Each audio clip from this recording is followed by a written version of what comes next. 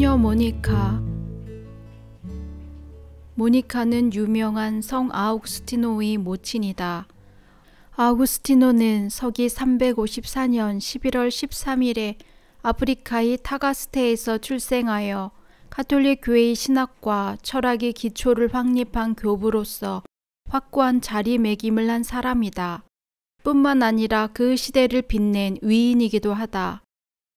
처음에 그는 법률학과 수사학의 뜻을 두어 학문에 심취했는데 그것으로 자신을 충족시킬 수 없었다. 그는 재기가 넘치고 학구열이 불타는 명석한 두뇌의 젊은이로서 어느 것을 하더라도 자신의 능력을 전부 발휘할 수 없는 허탈감을 맛보아야 했다. 그래서 길을 잘못 든 천재가 흔히 그러하듯 매사에 회의적이었으며 차츰 방종한 생활로 기울이게 되었다.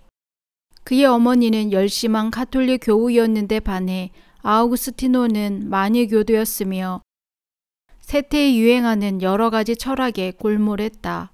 그러나 온갖 지적 탐닉을 섭렵한 끝에 결국 개심하여 가톨릭에 귀의하게 된다. 그는 비로소 자기를 송두리째 쏟아부어도 모자라는 참된 진리를 발견할 수 있었던 것이다. 그리하여 타가스테에서 가톨릭 교단을 정비하고 430년 8월 28일 그곳에서 세상을 떠난다. 그가 자신의 생애를 돌아보고 겸허하게 기록한 참회록은 인류사의 길이 남을 자서전이 되었다. 그것은 하나님을 향한 기원으로 일관하고 있다. 자신이 방황하던 시절에 죄를 돌이켜 참회하는 형식으로 세계 3대 참회서 가운데서도 첫째 자리를 차지하고 있다. 젊은 시절의 방황을 끝낸 그의 계심은 물론 훌륭하지만 그의 어머니 모니카를 빼놓고는 그의 계심을 말할 수 없다. 아우구스티노를 떠올릴 때 모니카의 신앙심과 아들에 대한 깊은 사랑이야말로 지울 수 없는 막대한 영향을 끼쳤다는 것을 누구도 인정하지 않을 수 없다. 정신에 있어서나 육신에 있어서 이 위대한 아우구스티노를 낳은 어머니 모니카는 그래서 더욱 높이 찬양되고 있다. 그의 참회록 가운데서도 가장 절실하게 쓰인 부분이 바로 모니카의 생애에 관한 것이다. 그 부분을 살펴보도록 하자. 하느님 당신이 제게 베풀어신 은혜에 감사드릴 때 저는 먼저 송구한 마음으로 우러나는 참회를 어찌할 수가 없습니다. 제가 저지른 잘못을 낱낱이 열거하려는 것은 아니오나 부디 이 마음을 받아주소서. 지난 날을 이야기할 때 저를 낳은 당신의 여종에 대해 말하지 않고서는 저에 관해 쓸 것은 아무것도 없습니다. 어머니는 제 육체를 이 세상에 낳은 동시에 저의 정신을 영원한 광명 가운데로 낳았기 때문입니다. 어머니는 어떻게 해서 저의 정신까지 낳게 된 것일까요? 제가 쓰려는 것은 어머니의 지혜와 애정에 대해서가 아니라 어머니의 마음에 자리하고 있는 하나님, 바로 당신의 모상에 대해서입니다. 누가 어머니에게 그토록 깊은 인내와 아름다운 정신을 새겨 주었을까요? 어머니도 한낱 창조된 피조물에 지나지 않으므로 만물의 창조주이신 하느님 당신이야말로 사람의 마음을 만들고 낳은 분이십니다.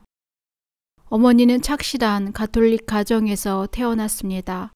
어머니 늙은 유모는 어린 마음 속에 하나님을 심겨주며 그분을 경외하고 사랑하도록 매우 열심히 가르쳤습니다. 어머니는 가끔 저에게 자신의 늙은 유모는 바로 자신의 아버지까지 키우신 분으로서 오랜 세월 동안 그 집안에 충실히 봉사해온 분이라고 말하였습니다. 따라서 그 집안에서 유모의 역할은 매우 소중했으며 어린아들의 정신적인 양친이라 하여도 하나도 어색하지 않을 것입니다. 유모는 어머니에게 근엄한 습관을 키워주었다고 합니다. 습관은 성격을 형성하는 것이며 아무리 큰 습관이라도 아주 사소한 작은 것에서 시작한다는 것을 유모는 알고 있었던 것입니다. 생활 안에서 이렇게 모든 행동을 유모의 일관된 교육 아래 따랐던 어머니는 그로 인해 어린 시절의 고집과 이기심을 조절할 수 있었던 것입니다. 유모의 지극한 관심 속에 자란 어머니는 그 와중에도 남몰래 술을 마시는 버릇이 스며들게 되었습니다. 어머니는 그 지방의 풍속대로 술통에서 병에 술을 따르는 일을 하였는데 어느 날 술이 넘치는 것을 보자 그것을 입에 대고 마시게 되었습니다. 어릴 때는 누구에게나 조금씩 은밀한 장난을 즐기는 시기가 있습니다. 이렇게 해서 어머니는 날마다 조금씩 술맛을 보는 습관을 되풀이하게 되어 차츰 술을 즐기게 되었습니다. 이번만 조금 이렇게 자신을 속이면서 대개의 사람들은 타락의 길로 들어서는 것입니다. 이렇게 남모르는 음주벽이 생기게 되자 차츰 근엄한 유모의 주위에도 아랑곳하지 않게 되었습니다. 그날도 여느 때와 마찬가지로 심부름하는 여인과 둘이 술을 거르는 창고에 가게 되었는데 그곳에서 잣일을 거두는 여인과 언쟁이 벌어지게 되었습니다. 심부름하는 여인은 어머니를 향해 성난 목소리로 주전뱅이 같은 이라고 하고 외쳤습니다. 그것은 날카로운 비수가 되어 어머니의 마음에 꽂혔습니다. 어머니는 자기의 행위를 돌이켜보지 않을 수 없었고 급기야 부끄러운 자신을 분명하게 보게 되었습니다. 어머니는 그날 이후 다시는 술을 입에 대지 않았습니다. 그렇게 해서 당신만이 알고 있던 나쁜 버릇은 어머니에게 반감을 품고 있던 한 사람을 통해 완전하게 고쳐지게 되었습니다. 사이좋은 벗들은 서로의 장점만을 보기 때문에 벗이 지닌 단점에는 오히려 관대합니다. 따라서 호감을 느끼는 사람만을 가려서 만나는 사람들 사이에서는 아무도 모르는 고질적인 악습이 점점 더 깊어질 수 있습니다.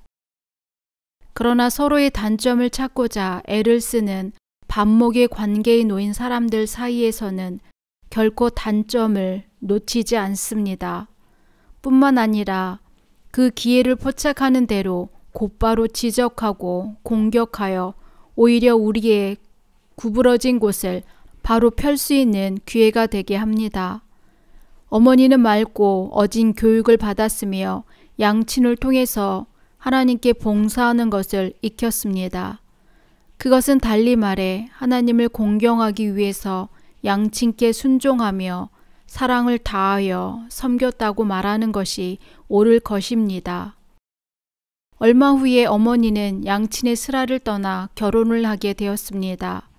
시집을 간 어머니는 하나님께 순종하는 것처럼 남편을 대할 때마다 순종하였으며 남편이 하나님의 품에 돌아오게 되기를 진심으로 바랐습니다.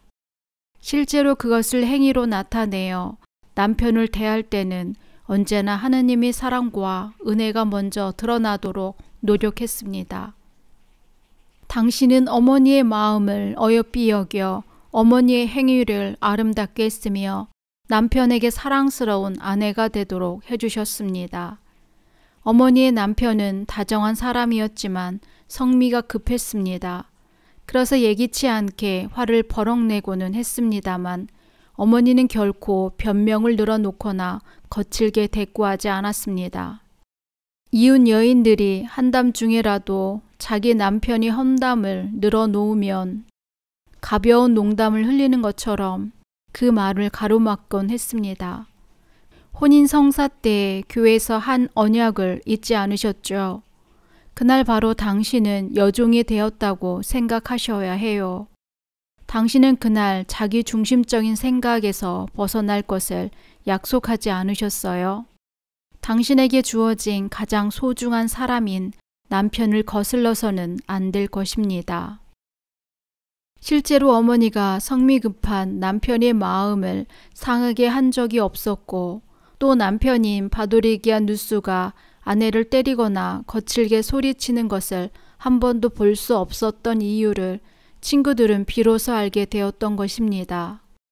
어머니가 웃음을 잃지 않으며 말한 이 언약을 실행한 사람은 나중에 반드시 어머니에게 감사를 드렸고, 이를 실행치 않은 사람은 계속되는 반목 속에서 억압당하며 번민해야 했습니다.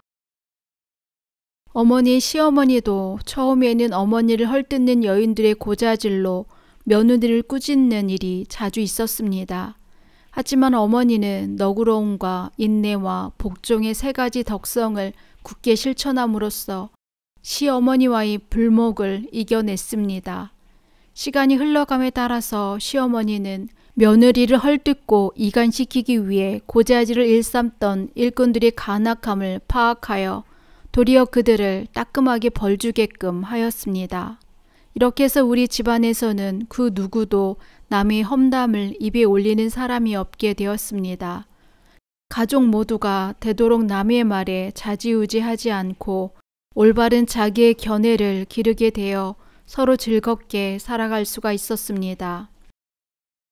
전능하신 하느님, 어머니의 지혜로움으로 가족들 간의 화목을 되찾아 온 가족이 다시 평화롭게 살게 되었을 때 당신은 또다시 자비를 드러내셨습니다. 당신은 큰 선물을 마련하시어 어머니를 몹시 기쁘게 만드셨는데 그것이 바로 어머니가 저를 잉태하게 되었던 것입니다. 어머니는 자신이 어떠한 경우에 처해 있을지라도 서로 이가 갈려서 마음이 상해 있는 사람들을 가만두고 볼 수 없는 사람이었습니다. 반드시 그들을 화해시켜야만 직성이 풀리는 훌륭한 조정자 역할을 자처했습니다. 가령 불목하여 서로를 미워하는 상대편이 마치 어머니 자신이기라도 한 듯이 각자가 어머니를 찾아와서 거친 말을 마구 내뱉을지라도 어머니는 그 사람들이 화해시키는데 이로운 말 이외에는 절대로 상대에게 전하지 않았습니다. 어머니는 그렇게 친절했습니다. 그러나 쉽사리 죄에 물드는 사람들 중에는 상대방이 악한 감정을 그대로 알려주는 것도 모자라 거기에 자기의 상상까지 덧붙여서 상대방에 전해주기도 합니다. 무슨 일에서나 세심한 주의를 기울이지 않는 사람들은 어머니 이 행위가 극히 사소한 선행이라고 밖에는 생각지 않을 것입니다. 그러나 사람의 행위에 대해 깊이 생각해 본 사람에게는 이 행위가 결코 작은 일로 생각되지 않을 것입니다. 그만큼 말로써 조심한다는 것은 어렵기 때문입니다. 어머니는 특히 평화에 대해 깊이 숙지하고 있었습니다. 그것은 인류의 대스승이시며 우리에게 귀감을 보이신 그리스도가 어머니의 마음속 스승이기도 하기 때문입니다. 어머니는 남편이 하나님께로 돌아오도록 일생 동안 끊임없이 노력했습니다. 어머니의 소원은 비로소 이루어져 남편이 세상을 하직할 무렵에 자진하여 하느님을 찾게 되었습니다. 그리고 세상에서의 마지막 날들을 온전히 당신께 바치며 귀의했습니다. 어머니는 경건한 자세로 그리스도를 받아들인 남편에게 자신이 그 순간까지 참아와야 했던 여러 가지 고통이나 슬픔에 대해서도 조금도 입을 열지 않았습니다. 어머니는 남편이 모르고 저지른 지난날의 행실을 들추어 그를 새삼 납불키게 할 아내가 아니었습니다. 어머니는 당신의 여종 가운데서도 가장 충실한 여종이었습니다. 왜냐하면 어머니를 알고 있는 사람들은 어머니에게서 당신의 아름다운 모습을 볼 수 있었기 때문입니다. 어머니를 통해서 보게 된 당신을 찬미하고 또한 어머니와의 대화를 통해서 그들의 마음의 평화를 되찾게 되었습니다. 그들은 마음의 평화로 인해 자기 안에 깃들인 하느님의 존재를 알게 되고 비로소 창조주 하나님께로 그들의 마음을 돌이킬 수 있었기 때문입니다. 모름지기 어머니는 현명한 아내로서 가정을 지혜롭게 지켰으며 주부로서 착한 행실을 본보기로 보인 사람입니다. 만약 자녀가 그 어머니 훈계를 잊고 하느님을 배반하는 행위를 볼 땐 참으로 상고를 치르는 것 같은 고통을 겪곤 했습니다. 어머니를 아끼신 하느님께서 어머니의 영혼을 하느님께 더욱 가깝게 만들기 위해 어머니를 단련시켰습니다. 그것은 아내로서 어머니로서 진하게 큰 고통들을 감수해야 했던 것으로 어머니는 아주 오랫동안 무던히도 고통을 견뎠습니다. 제가 16살 때까지 아버지는 하느님을 믿지 않았습니다. 주님이 남기신 교훈을 연구하기 시작한 것은 극히 최근의 일이었으므로 어머니는 일생 동안을 남편을 위해 걱정하며 기도하고 있었습니다. 게다가 아들인 저도 하느님 품으로 돌아오지 않았을 때였기에 당신을 배반한 자들이 걷는 길에서 영영 헤어나지 못할까봐 어머니의 근심은 매우 깊었던 것입니다. 아, 어리석고도 목매한 인간, 저는 당신을 떠나 너무 멀리 헤매고 있었습니다. 그때의 당신은 제 어리석음을 묵묵히 방관하고 있었다고 당신을 원망할 수 있을까요? 제가 세상에서 가장 먼저 들을 수 있었던 노래는 바로 어머니가 항상 흥얼거리던 신앙심 깊은 성거였던 그것을 이제 와서 당신의 말씀이 아니라고 말할 수 있을는지요. 어머니가 온 정성을 다 기울여서 제게 건넨 무수한 조언이 있었지만 그 중에서 어느 한마디 말도 삭막한 내 가슴에 뿌리를 내릴 수는 없었습니다. 하지만 나이 내리에서 지울 수 없는 것은 어머니 끈질긴 요구사항들이었습니다. 제가 청년이 되었을 때 간음하지 말 것과 더욱이 유부녀와 관계에서 죄를 짓지 말도록 훈계하였으며 그것은 바로 어머니 간곡한 당부이기도 했습니다. 그러한 어머니의 신실한 기도는 제 마음을 감동시켰지만 그것은 곧 시들고 많은 싹이었습니다. 어머니의 충고는 기껏 가정을 소중히 여기는 아녀자의 좁은 소견으로 밖에는 받아들이지 않았습니다. 오히려 어머니의 충고를 일일이 따르는 것은 수치스러운 것이라고까지 생각했습니다. 아, 지나고 보니 그것이 당신의 말씀이었는데 저는 어머니의 조언에 어떠한 주의도 기울이지 않았고 당신께 기도하지도 않았으며 어머니의 말은 모조리 혼자 궁리해낸 소견이라 생각했습니다. 그래서 여종의 자식인 제가 당신께 드린 것은 모멸뿐이었습니다. 제 마음이 이렇게 병들게 됨으로써 어머니 모니카에게 자식이 준 슬픔은 가히 짐작조차 어렵습니다. 아마도 저는 자식에게 병고가 생겼을 때 부모가 느끼는 탄식과 슬픔보다도 훨씬 깊은 슬픔을 어머니에게 주었을 것입니다. 주님, 어머니의 비탄이 더할 수 없이 깊었을 때 당신은 제게 손을 내밀어 깊은 암흑 속에서 헤매는 영혼을 붙들어 주셨습니다. 당신을 향한 어머니의 사랑은 제 마음이 죽음에로 거의 기울어져 있음을 느끼시고 지극히 전능하신 하느님께 호소했던 것입니다. 그때 하느님 당신은 어머니의 탄식을 귀 기울여 들으셨습니다. 어느 날 어머니는 꿈을 꾸었습니다. 오랫동안 이단에 빠져 아무것도 제대로 보지 못하는 저를 그래도 집에서 몰아내지는 않으셨습니다. 다만 어머니와 한 식탁에 앉는 것만은 허락하지 않았는데 그때 이상한 꿈을 꾼 것입니다. 어머니는 나무로 만든 이상한 자위에 서 있었는데 한 젊은이가 웃는 얼굴로 가까이 다가왔습니다. 하지만 꿈속에서조차 깊은 슬픔에 잠겨 있던 어머니는 젊은이를 눈여겨볼 기력조차 없었습니다. 어찌하여 그처럼 슬픔에 잠겨 있습니까? 하고 젊은이가 캐물어서 어머니는 어렵게 입을 열게 되었습니다. 한시도 자신을 떠나지 않는 깊은 근심, 그것은 아들의 영혼이 멸망에 낭떠러지기에 서 있기 때문이라는 것을 그 젊은이에게 털어놓았습니다.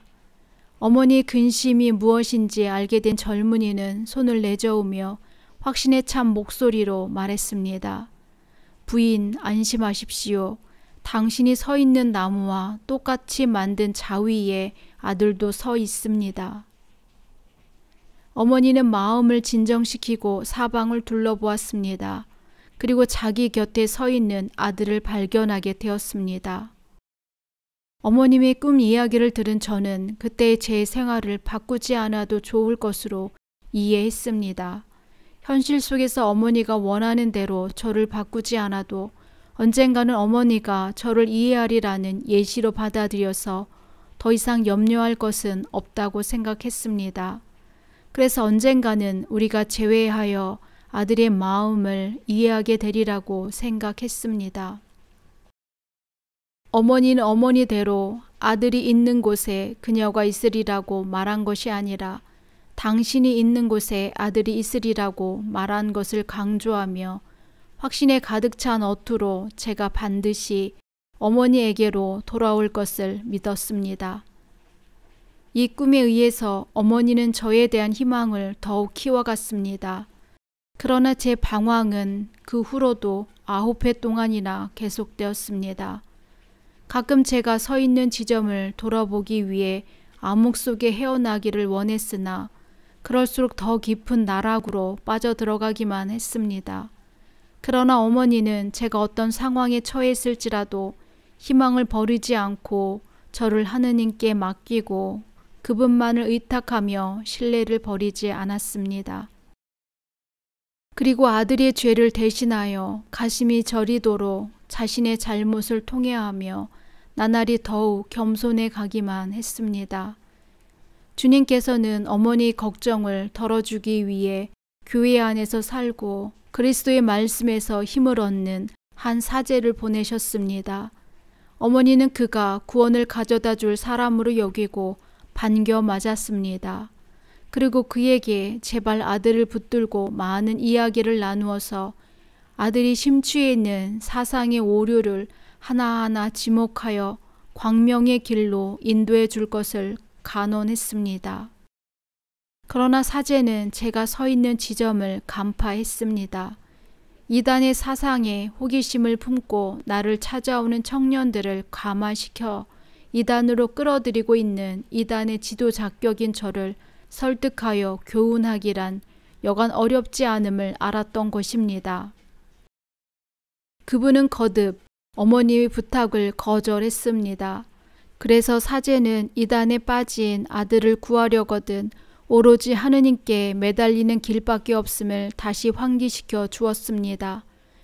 그 사제는 제가 이단의 사상을 정립하여 다른 많은 젊은이들을 이단으로 끌어들이고 있다는 것을 알게 되자 사실 그 종교의 오류에 대해 저보다 더 깊이 알고 있는 사람은 없으리라는 점을 알고서 그것을 어머니에게 지적을 해준 것입니다. 스스로 친 그물에 감금된 것인 만큼 언제인가 제가 옹호한 종교의 주장이 얼마나 모순적인가를 스스로 깨닫게 되리라는 것이었습니다. 그때야 비로소 제 행위가 얼마나 하느님을 모독하는 것이었다는 것을 스스로 깨닫게 되리라는 것을 일깨워 주었던 것입니다. 그리고 어머니가 희망을 잃지 않으려고 사제 자신이 겪은 이단의 경험에 대해 털어놓게 되었습니다. 그가 어렸을 때 만이교에 심취하여 만이교 스승에게서 교육받은 것과 그리하여 만이교 서적을 모두 섭렵했을 뿐 아니라 진지하게 베껴 쓰기까지 했다는 것을 전부 털어놓았던 것입니다. 자신도 몸담고 있던 만이교의 오류에 대해 어느 누구로부터 지적받은 적이 없다고 했습니다. 타인이 오류를 증명해 주기 전에 이미 이 종교가 얼마나 모순적이며 배척되어야 할 것인지를 스스로 확연히 깨닫게 된 순간 만이교를 버렸다고 이야기했습니다. 그의 모든 고백을 들은 어머니는 오히려 마음이 더 불안해졌습니다. 그래서 사제에게 아들을 한 번만 더 만나도록 간청했습니다. 사제는 마침내 제게는 당신을 안심시킬 방법이 더 이상 없습니다. 제가 알고 있는 단 한 가지 진실은 참된 눈물을 가진 어머니의 아들은 멸망의 구덩텅이에 빠지지 않는다는 것입니다. 하고 딱 잘라 말했습니다. 어머니는 사제의 이 마지막 대답을 하늘에서 들려준 하나님의 소리로 받아들이고 더욱 간절히 기도했다고 훗날 말했습니다. 저희 어머니의 간섭을 벗어나 로마에서 학문에 투신하기로 결심하게 되었고 곧장 그것을 실행에 옮겼습니다. 어느 날 아침까지도 어머니를 속이고 로마행 배에 몸을 실었습니다. 제가 떠난 것을 나중에 알게 된 어머니는 얼마나 슬퍼했는지 당신께 걸었던 마지막 희망을 하나님께서 저버린 듯이 여겼을 테니 말입니다. 드디어 로마에 도착할 수 있었지만 거기서 풍토병에 걸려서 바로 죽음의 그늘과 맞닥뜨리게 되었습니다. 저는 아담이 저지른 죄를 죽음으로 보상해야 하는 원죄의 사슬에 덧붙여 하느님과 타인에게 범한 크고 많은 죄에 대한 보상으로 곧바로 지옥에 떨어져야 할 처지에 이르렀습니다. 저는 그리스도를 그의 추종자들이 광신적으로 빚어낸 환영의 인물로 단정하고 있었던 것입니다. 열병으로 중태에 빠진 저는 멸망의 길에 더욱 가까워졌습니다. 그때 만약 이 세상을 떠났다면 하나님의 참다운 계율에 의해 제게 가장 적합한 곳인 타오르는 불속과 영원히 계속될 가책의 장소 외에 달리 갈 곳이 있었겠습니까? 어머니는 내가 위중한 병에 걸린 것을 알지 못하였습니다. 항상 그래왔듯이 다만 멀리 떠나 있는 아들의 영혼을 위해 기도할 따름이었습니다. 하느님, 당신은 어머니의 열절한 기도를 들으시어 아들의 건강을 회복시켜 주셨습니다. 그러나 하나님을 배반한 제 굳은 마음은 좀처럼 부드러워지지 않았습니다. 그런 위기를 벗어나고서도 회개하고 세례받기를 원치 않았던 것입니다. 어렸을 적에 어머니를 따라 열심하고도 깨끗한 신앙을 한 것이 가장 아름다운 시절이었을 뿐입니다. 제 수렁에서 헤어나오지 못하고 있는 어리석은 제 육신과 영혼을 영원한 멸망으로부터 구해 주신 것은 조금도 달갑게 생각하지 않았습니다. 만약 그 상태로 제가 죽었다면 어머니의 고통은 영원히 아물지 않았을 것입니다. 잃어버린 영혼을 되찾아 주려고 어머니가 치른 심적 고통은 헤아리기조차 어려운 것으로 내가 만일 그때 죽어서 어머니의 마지막 희망을 접어야만 했다면 어머니의 심경은 어떠했을는지 상상조차 하기 싫을 정도입니다. 끊이지 않고 계속되는 어머니 이 간절한 기도는 궁극적으로 하느님, 바로 당신을 향한 것일 수밖에 없습니다. 어머니는 힘닿은 데까지 자선을 베풀었으며 주변의 교우들을 위로하고 또 그들에게 봉사하는 것을 낙으로 삼고 살았습니다.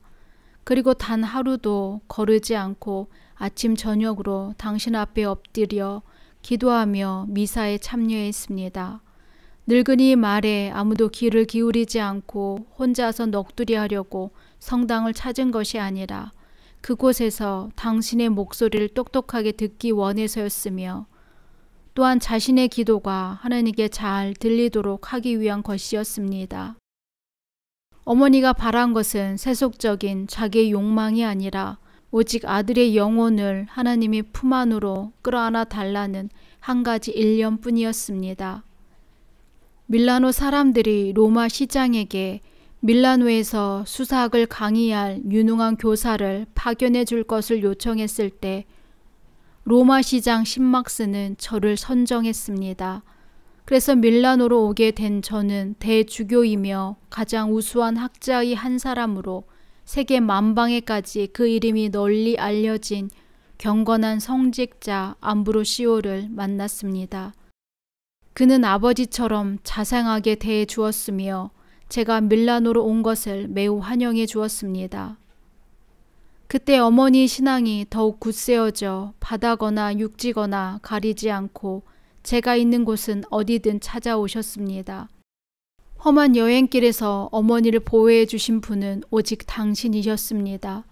어떤 때는 바다 위에서 위험에 처하게 되었는데 백기를 몹시 두려워하는 승객이 당황하여 잔뜩 겁먹고 있는 것을 보자 그를 타일렀습니다.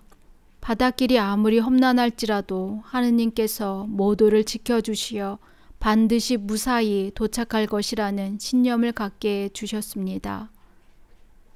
이 모습을 본 선원이 어머니 침착함에 탐복할 지경이었는데 이는 당신의 모습을 드러내시어 그녀에게 예시해 주셨기 때문이었습니다. 그녀는 밀라노에서 만난 아들이 더 이상 진리를 찾아 헤매이지 않는 것을 발견하게 되었습니다. 오랜 방황이 끝났음을 어머니에게 들려주는 것만으로도 크게 기뻐하셨습니다. 그때 저는 가톨릭 신자로 입문하지는 않았지만 이미 만이교를 완전히 떠났다는 것을 알려준 것이었습니다. 어머니는 그 무렵 저를 죽은 자와 마찬가지로 생각하고 소생시키기 위해 항상 당신께 눈물로 매달렸습니다.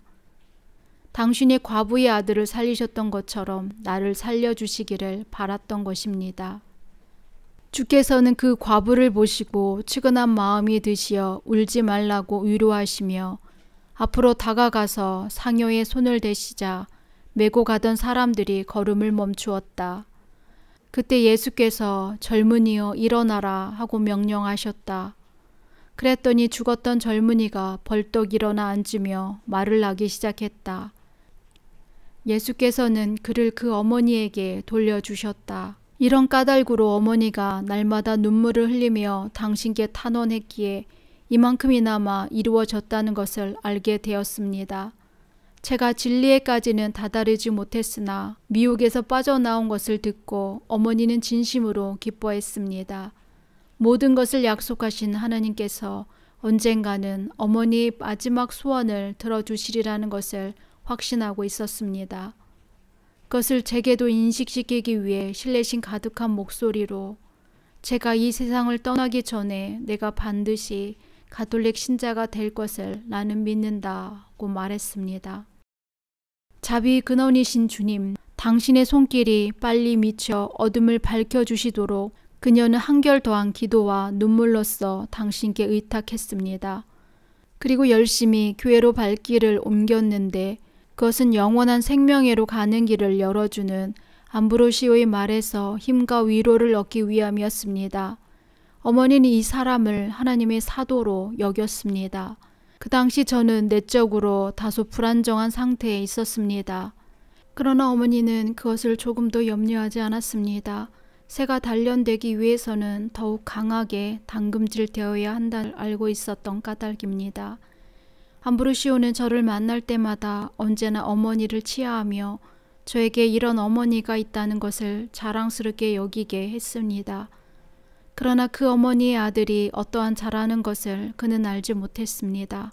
나는 이런 것들을 통해 생명의 길을 발견하게 되리라고는 전혀 생각지 않았습니다. 어머니는 아울러 저를 결혼시키려고 끈기 있게 노력했습니다. 그래서 저는 약혼을 승낙했습니다. 교회에서 혼인을 하게 되면 그것으로 마치 제가 새롭게 태어나기라도 하는 것처럼 어머니는 제가 새로운 생활을 하는 것을 보고 싶어 했습니다. 어머니의 서원과 하느님 당신의 약속이 제 삶 안에서 서서히 신앙으로 성취되어 있다는 것을 인정해야만 했습니다. 혼담은 착착 진행되어 한 처녀와 약혼을 했습니다. 그녀가 혼인을 치를 나이가 되려면 2년을 더 기다려야 했으므로 그때까지 기다리기로 작정했습니다. 보통 때에 마찬가지로 오랜 친구인 알리피우스와 함께 한가한 시간을 보내고 있던 어느 날이었습니다. 너무도 불현듯이 가슴을 온통 도려내는 듯한 비애가 엄습해 왔습니다.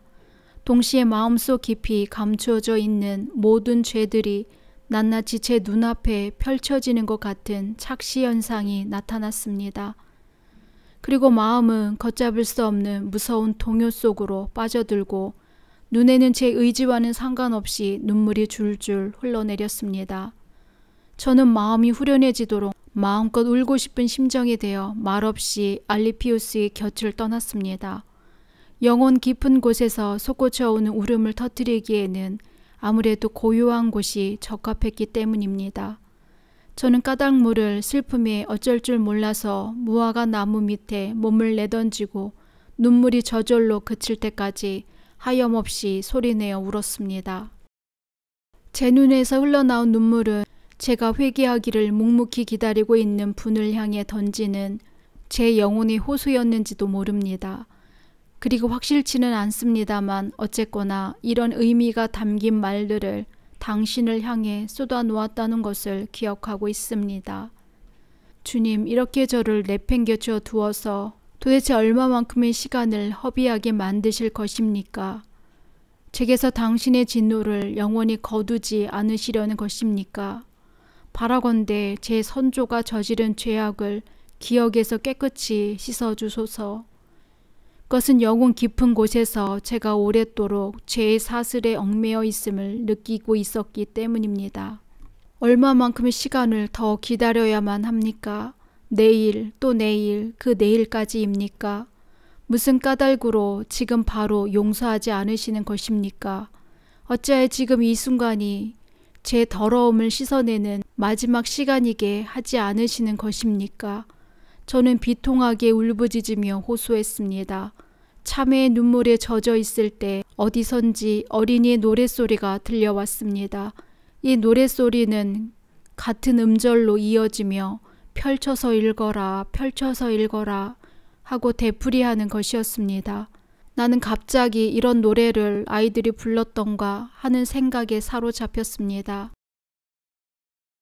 그리고 제 생각과는 별개로 솟아나는 눈물을 억누르며 그 자리를 떠났습니다. 그것은 책을 펼쳐서 맨 처음 눈길에 닿는 곳을 읽고 마음이 새기라는 하나님의 소리인 것을 깨달았기 때문입니다. 알레피우스가 있는 곳으로 급히 돌아가 책을 펼쳐들고 눈길이 맨 처음 닿는 곳에 쓰여있는 글자를 마음에 새겼습니다. 음식과 술과 음탕함에 빠져서 육체의 노예가 되지 말라. 질투심을 버리고 방종하지 말 것이며 쟁론에 휘말리지 말고 오직 주님이신 예수 그리스도를 따르라. 다음 구절은 읽지 않았습니다. 읽을 필요가 없다는 것이 옳을 것입니다. 그 까닭은 이 구절이 끝에 이르렀을 때 호련 평온한 광명이라고 해도 좋을 빗줄기가 가슴속을 환히 비추며 모든 의욕과 암흑이 일시에 사라지게 만들었기 때문입니다. 가름대를 끼우고 책을 덮은 후 밝은 얼굴로 알레피우스에게 이를 알렸습니다. 제 말을 들은 알레피우스는 그 구절을 확인하기 위해 책을 펴보았는데 그는 내가 읽지 않은 다른 구절을 소리내어 읽었습니다. 신앙이 미약한 사람의 견해를 듣고 그것으로서 그를 비판하려 들지 말라. 그 구절을 바로 자신의 입장에 비추어서 저에게 설명했습니다. 그리고 그는 이 권고를 과단성 있고 결의에 찬 것으로 받아들여서 조금의 망설임도 없이 저를 어머니에게로 데리고 갔습니다. 방금 일어난 일들을 말했을 때 어머니의 기쁨은 대단히 컸습니다. 어머니는 벌떡 일어나 하나님을 찬미하는 기도를 올렸습니다. 하나님께서는 언제나 우리들의 생각이나 원의를 뛰어넘어 훨씬 더 좋은 것을 준비하시는 분이심을 새삼 확인시켜 주었습니다. 이렇게 하여 당신은 저를 하느님 바로 당신께로 돌아오게 하시고 세상 안에서 더 이상 필요한 것이 없게 만드셨습니다. 아내도 이 세상의 어떤 희망도 탐내지 않게 만들었으며 그로써 저를 신앙의 굳건한 기반 위에 서게 하셨습니다. 마침내 저는 세례를 받았고 과거 속에 어려있던 숱한 상념들은 떠나갔습니다. 저는 인류를 구원하는 당신의 성의의 심오함에 대해 생각하며 불가사의한 기쁨에 취해 있었습니다. 그때 당신의 교회에서 들려오는 신비한 음률에 마음은 몹시 격동했으며 당신을 찬미하는 성가를 들으며 얼마나 많은 눈물을 흘렸는지 모릅니다. 죄의 귀에 스며든 그 소리는 진리가 되어 마음에 맺혔습니다. 그리고 당신께 대한 넘치는 경외심으로 눈물을 그칠 수 없었습니다. 세속의 욕망에 시달렸던 내 마음의 상처는 치유되었으므로 그동안 저를 위해 흘린 당신 여종의 눈물을 닦아주고 그 눈물을 제가 흘려야 할 때가 왔습니다. 이는 제가 아담에 의해서 죽음이 도래하게 된 모든 영혼의 구원을 위해 어머니가 흘려왔던 눈물을 알고 있었기 때문입니다. 어머니는 항상 그리스도에 의해서 살았고 자신의 신앙과 행위로서 당신의 이름을 찬미하며 살아왔습니다. 그렇지만 세례를 받고 새로이 난 때로부터 오늘에 이르기까지 당신의 계명을 거스리는 말을 뱉은 적이 한 번도 없었다고 장담할 수는 없습니다. 진리이신 그리스도는 제 형제더러 미친놈이라 말하는 자는 영원한 불구덩이 안에 던져지리라고 말씀하셨습니다. 그리고 만일 당신께서 일일이 이것을 따지신다면 사람들로부터 칭송받으며 일생을 마친 사람이라 할지라도 불구덩이에 던져지지 않을 자가 과연 몇이나 있을는지요. 하지만 당신은 그다지 엄하게 허물을 묻지 아니하시므로 저는 당신께로 나아갈 수 있다고 믿고 바라는 것입니다. 어느 누가 당신 앞에서 자기의 참됨을 증언할 수 있겠습니까? 그가 만일 참되다면 그것은 바로 당신의 선물이 아니고 무엇일까요? 자기 자신의 참된 가치를 알고 이를 자랑 삼는 자는 먼저 그것을 베풀어 주신 주님을 자랑할 수 있게 하시기를. 제 생명이시며 희망이신 하나님, 어머니의 선업을 헤아리지 마시고 어머니를 위해 당신께 간언하는 제 기도를 들어주소서. 바라오니 십자가에 달리시고 하나님 오른편에 앉아 심판하러 오실 분이시여. 저희 미약함을 측은히 여기시어 저희 어머니를 구원해 주소서. 어머니의 행위는 언제나 자비심으로 가득했으며 빚진 자를 사면하고 구해 주었습니다. 그러므로 당신께서도 어머니가 세례의 물로써 몸을 씻은 이후에 오랜 세월 동안에 쌓게 된 모든 빚을 사면하고 용서해 주실 것을 저는 믿습니다. 어머니는 세상을 하직할 날이 가까웠을 때 육신을 떠나기 싫어서 아집을 부리지 않았으며 자신을 아름답게 기억시키기 위해 자기 몸의 발을 값진 향료를 구하지 않았고 또 자신의 업적이 기려지기를 원치 않았습니다. 인간의 작은 욕심으로 고향 땅에 그 육신이 묻히는 것조차 바라지 않았으며 오직 하나 어머니가 마음 쓴 것이라고는 당신의 제단에서 그 이름이 지워지지 않기만을 희망했습니다. 이 제단의 머리 조아리지 않고 지낸 날이 어머니에게는 하루도 없었으며 당신의 제대 앞에서 거룩한 희생의 의미를 깨달았습니다. 그 희생은 저희에게 지워진 부채의 증서를 소멸시켰습니다. 어머니의 영혼은 신앙의 사슬로 저희들의 속량인 이 성전에 굳게 묶여 있습니다. 어머니를 당신의 보혈에서 떼어놓으려는 죄악에 사로잡히지 않기 위해 어머니가 저지른 죄 또한 없다고는 말할 수 없을 것입니다. 다만 어떠한 구속에서도 노연하게 하신 그리스도에 의해서 어머니의 부채가 사면될 수 있다고 믿고 있는 것입니다. 아무런 가치도 없는 저희들을 위해서 당신이 몸소 치르신 대가를 도무지 되갚을 길이 없습니다. 오 하느님, 어머니가 평안히 그 남편 곁에서 안식을 얻게 하시기를. 어머니는 혼인 때에 맹세한 정결의 약속을 저버린 적이 없었습니다. 다만 아들을 당신 품 안에 돌려드리기 위해 참을성 있게 그 결실을 기다리며 당신에게 완전히 의탁했을 뿐이었습니다. 주 하느님, 제 마음과 소리에 글로써 당신을 찬양하며 당신의 종들을 위해 바치는 봉사가 결실을 얻게 해주소서.